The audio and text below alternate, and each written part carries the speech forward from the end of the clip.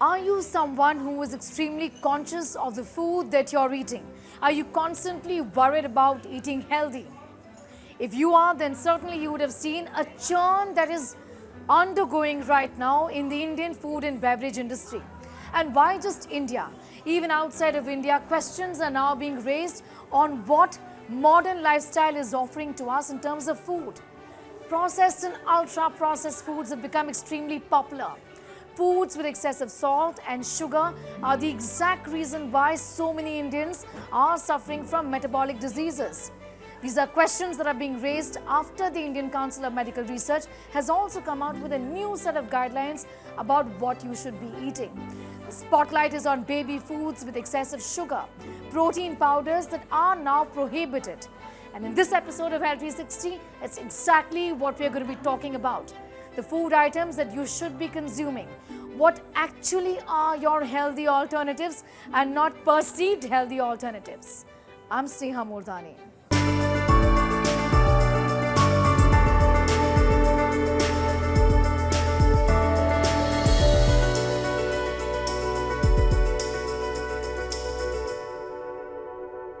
Well, it's become fashionable nowadays to opt for so-called healthy alternatives. And that's the reason why instead of reaching out for a pack of noodles, you'd look for atta noodles. Or maybe look for protein shakes or granola bars instead of munching on a pack of potato wafers. But are these so-called or so perceived healthy alternatives actually healthy? Riya Modi explores in this report. Knock knock. Hey you. Yes, you. Are you sure about the food that you bought labeled healthy is really healthy? Think again. We are just about to break some notions here.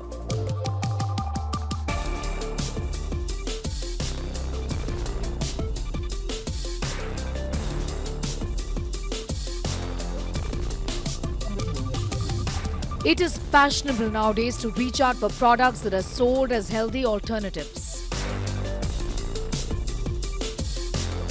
Have you ever felt that your favorite food was wearing health illusion only to discover that it was all a lie?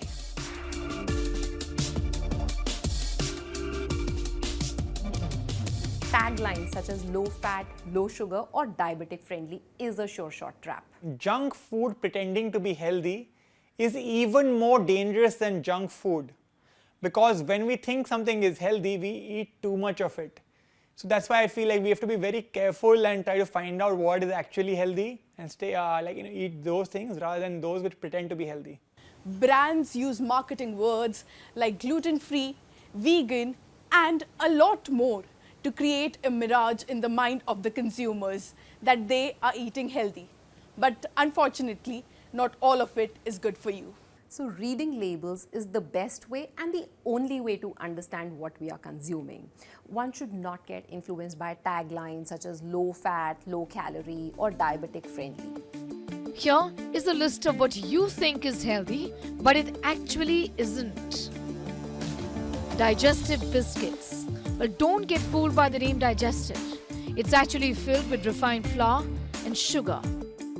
They aren't really doing anything great to your waistline.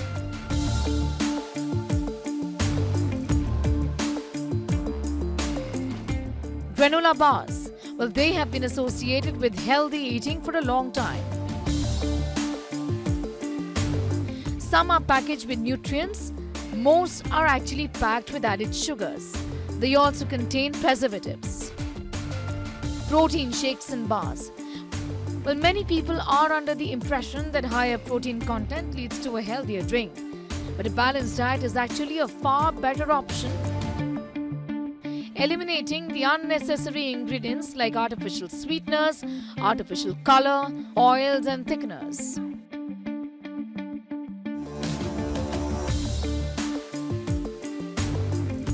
Breakfast cereals. Well, if you thought that this is the most smart choice to start the day, they might not be as promising as you thought they are. They're made of refined grains. They lack filling nutrients like protein and fiber, and of course, the common culprit, added sugar.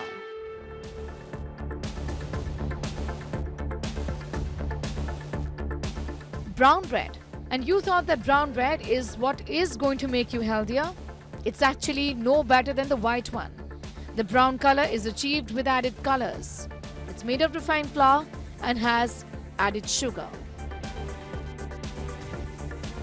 What about packaged juice? Well, you bought it because it said packed with real fruit goodness. But sorry, these packed juices are made up artificially. They contain high sugars and, of course, induced calories. If you will see at the back of the pack with a very small written that it's a concentrate from which it's made. Most of the juices available, they are real juice. You can only have your own done if you do it at home, right?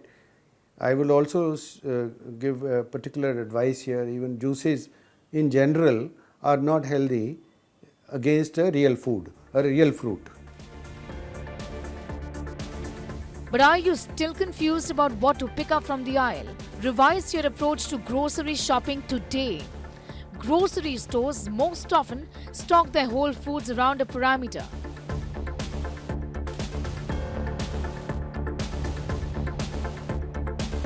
Read the nutrition labels, even for the so-called healthy foods. Choose the item with low amount of sodium, saturated fat and added sugars.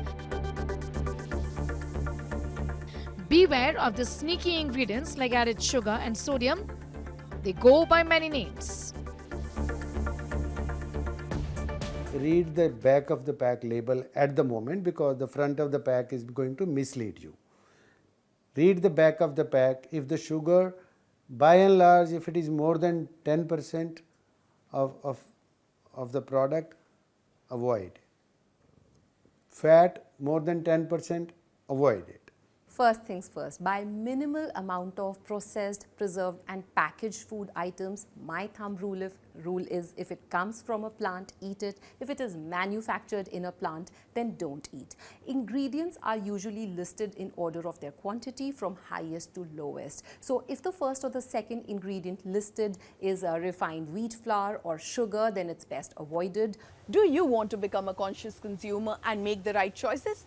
Ensure that your food label has the word whole grain.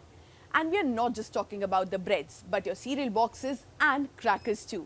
And ensure they all have a FSSAI mark in the end. When you think of an Indian kitchen, an Indian household, what is it that comes to your mind? I would presume it would be our much loved spices. Our spices are synonymous with what we eat, really, our food. However, of late, these spices have earned a bit of a bad reputation.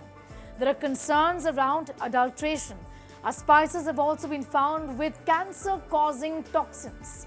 So what does the Indian Council of Medical Research have to say about these problems of adulteration? What is the kind of advice that the ICMR is offering to all of us? Chetna finds out in this report.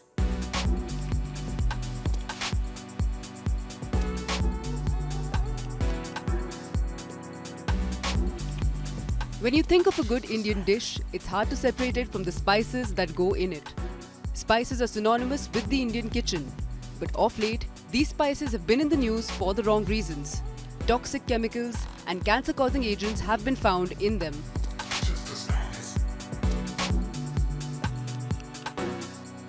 Prompting the Indian Council of Medical Research to release a set of guidelines around the use of spices.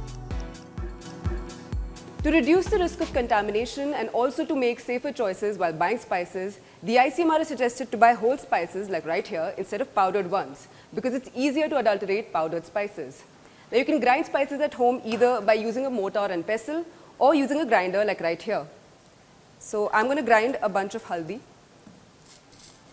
and in less than 30 seconds you'll have a fresh batch to use right at home.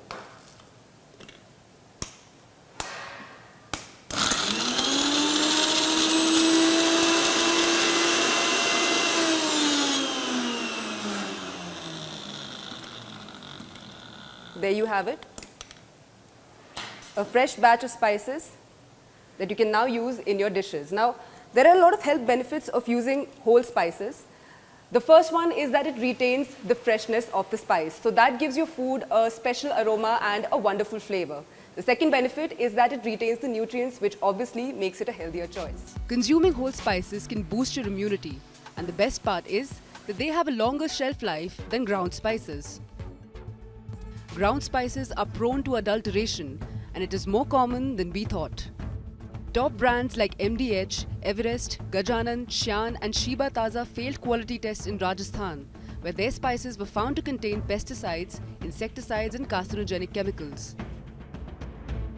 Last month, in a raid, Delhi police uncovered a massive racket in 2 factories involving manufacture of spurious spices. Police seized 15 tons of adulterated spices, which were found to contain spoiled leaves, rice, millets, wood dust, chili heads and even acids. Earlier this year, Everest and MDH products were banned by Hong Kong and Singapore. Later, Nepal. The shocking move came after the products were found to have carcinogenic ingredients. Cancer-causing ingredients were found in MDH's Madras curry powder, sambar masala powder and curry powder, as well as in Everest Group's fish curry masala. The culprit, ethylene oxide, is linked to an increased risk of breast cancer and lymphoma. There are various groups and classifications of a cancer-causing substance, and ethylene oxide is in the category 1. So it's a pretty dangerous and risky thing. So as long as a product uses too much ethylene oxide, more than the safe limit, we should definitely avoid it. And that is what happened with many of the leading masala brands that in Singapore and Hong Kong, they use too much of ethylene oxide. Ethanol oxide, it's used as a preservative kind of thing. When we actually transport some stuff, it has to be given some degree of protection. So it depends when it crosses the levels of protection, that is where the problem starts.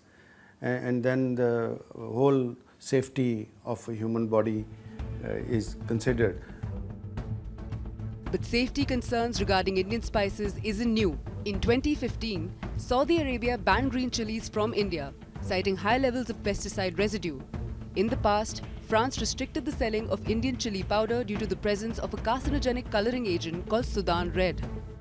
More recently, between October of 2023 and April this year, the United States rejected 1/3 of MDH exports due to contamination with Salmonella. Salmonella is a bacteria known to cause gastrointestinal illnesses. In fact, between September 2020 and April 2024, a whopping 527 Indian products were known to contain carcinogenic chemicals, according to a report by the European Food Safety Authority. This is despite repeatedly flagging the use of ethylene oxide and even banning its use in the European Union.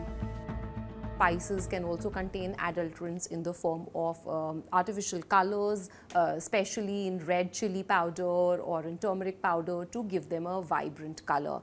Spices can also be contaminated with some microorganisms such as bacteria or fungal spores, and many times with some antimicrobial agents, fungicides or urea from fertilizers have been found to contaminate spices. With safety concerns abuzz about Indian spices, the Food Safety and Standards Authority of India tested samples of spices in powdered form in April this year. An inspection drive in spice manufacturing units and products manufactured found no traces of ethylene oxide. What is lacking is the implementation. So I feel enough testing is not being done.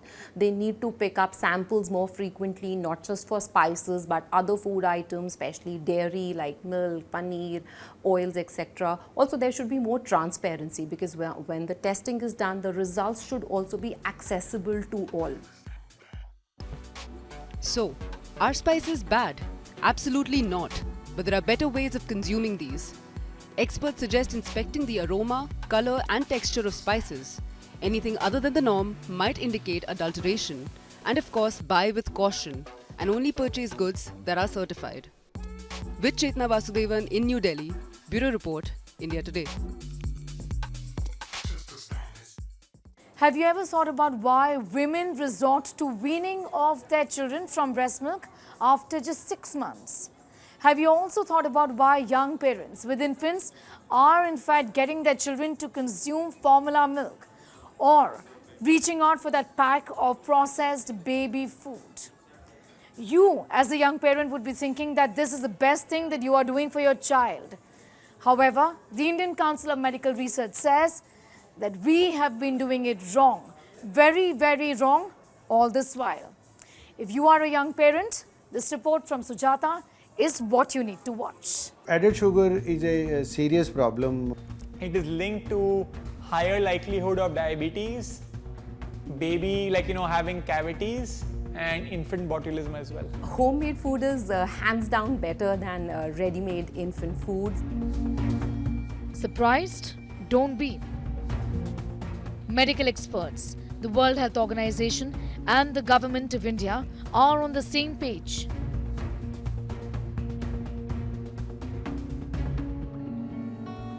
Your babies need mother's milk, not just up to 6 months, but up to 2 years.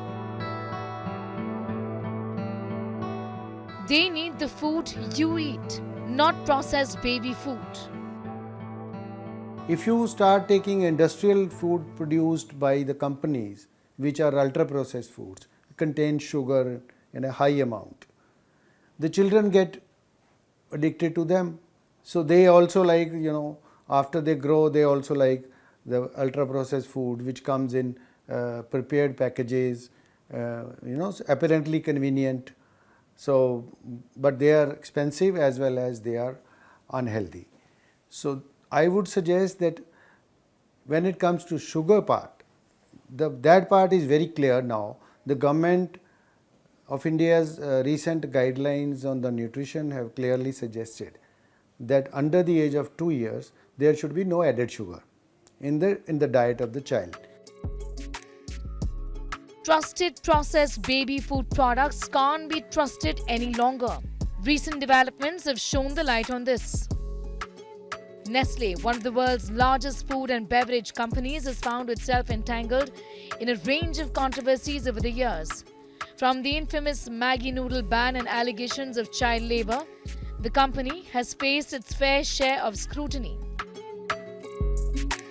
Adding excessive sugar in baby food made in developing countries like India, but not in developed countries like the UK.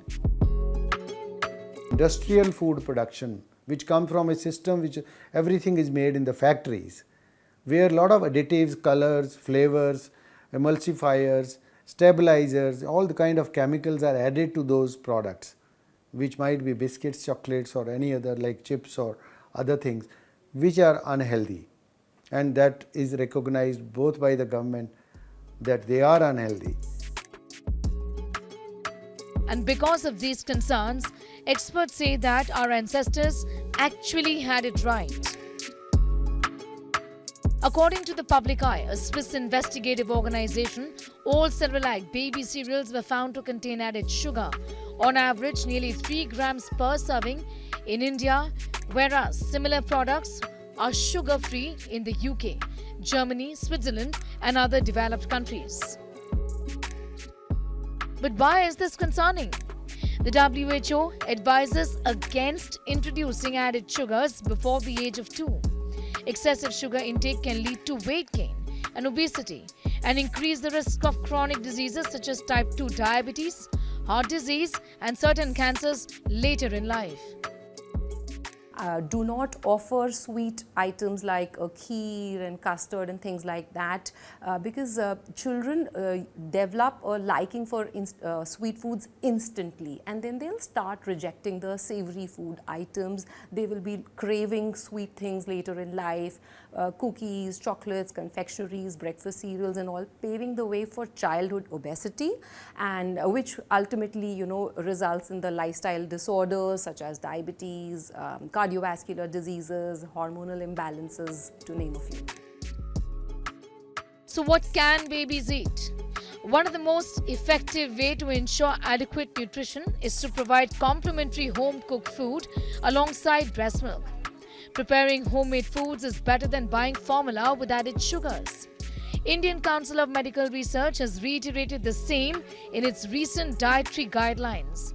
Nothing like ghar ka khana, and a big no to infant formula and processed food. Parents can make homemade complementary foods like carrot puree, pumpkin, spinach, potato and apple puree, grated boiled egg, mashed fish, and it can be given to babies over the age of 6 months. Grated mixed vegetable, egg pudding can be added to the diet of 9 to 12-month-old babies. Plain dalia, boiled egg and vegetable khichdi are suitable for babies of 1 year and above. Homemade food items are hands down better than ready-made infant foods, because when you prepare the foods at home, then you can control the quality of the ingredients and you know exactly what is going into the food. You can also avoid an early exposure to a whole lot of chemicals, preservatives, other additives, added sugars. You can also avoid the exposure to packaging material. Also, when food is processed, it is exposed to ultra high temperatures, which results in heat sensitive nutrients being destroyed. Also, at home, you can gradually introduce the child to a variety of textures and tastes. You can gradually introduce foods which are a part of your culture and tradition with suitable modifications. Even celebrities aren't left behind when it comes to the right messaging. From Neha Dhupia to Soha Ali Khan, both have spoken about the need to breastfeed their babies for extended periods, advocating the added health benefits and emotional bonding. Infants should be exclusively breastfed for 6 months, but doctors advise mothers to continue breastfeeding for as long as they can. However, after 6 months, exclusive breast milk cannot support the growth and development of the baby, because the baby grows at a very fast pace after that. So the milk cannot, the mother's milk is not enough to support the growth. It will not provide sufficient nutrients, and that is why we need to add weaning foods gradually after 6 months. The ICMR also says all infants must be breastfed till 6 months, as it contains all the nutrients an infant needs. Infants should not be fed anything other than breast milk for 6 months, not even water. They certainly should not be given honey, glucose or diluted milk formula before 6 months of age. Do you have a sweet tooth? Are you addicted to sugar? Your sugar addiction started from your childhood with your favorite drink Bonvita and your parents' trusted Cerelac. Now, if you want to break the cycle, you have to prevent growing obesity in your kids. You have to say no to the processed food in your kids' diet. With video journalist Sachin, this is Sujata Paul for India Today. Well, that brings us to the end of this edition of Health 360. We hope you enjoyed watching this show as much as we did putting it together for you.